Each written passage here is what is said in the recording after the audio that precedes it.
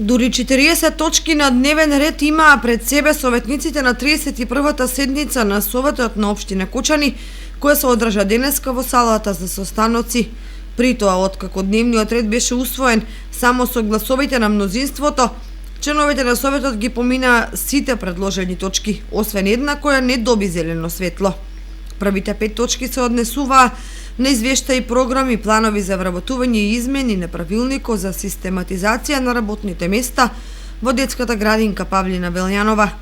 Потоа советниците го разгледа и усвоја извештајот за извршување на општинскиот буџет во третиот квартал од годинава. 10-та точка се однесуваше на предлог одлуката за кофинансирање на реконструкцијата на ски-лифтовите на Пониква. Советниците изгласаа приоритет за мост на Кочанска река, ги изгласаа извештајот за работа на комуналното јавно претпријатие Водовод во првите 9 месеци од годинава и предлог одлуката со измените и дополнувањата за такси превозот. Потоа беа усвоени повеќе предлог програми од патна, комунална и друга инфраструктура. Располагањето со градежно земјиште, изградба на системи за водоснабдување, урбанизмот, одржување на јавна чистота, како и поголем број други програми од интерес на граѓаните.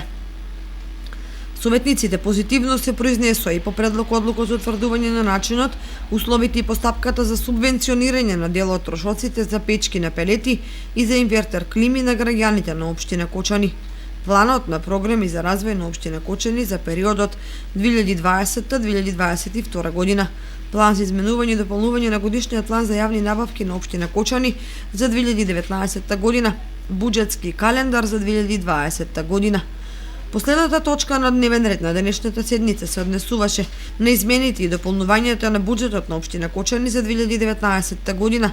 Ребалансот, кој понуди и најголем интерес кај советниците за дискусија и спротивставување на аргументите. Вашата интенција е само да најдеме начин, тоест да најдете начин како да сопрете дел од процесите или да ги искомплицирате или да ги блокирате. Сите наши рационални идеи и предлози како советничка група од ВМРО ДПМН никогаш во овие 2 години не биле поддржани од позицијата. Може да ми објасните за ребалансот, како може без програма да помине која вие не ја гласате, сега да помине ребалансот. Благодарам. Предлогот на измените на заклучокот што го даде господин ръководител на секторот за финансии, го ставам на гласање. Кој е за?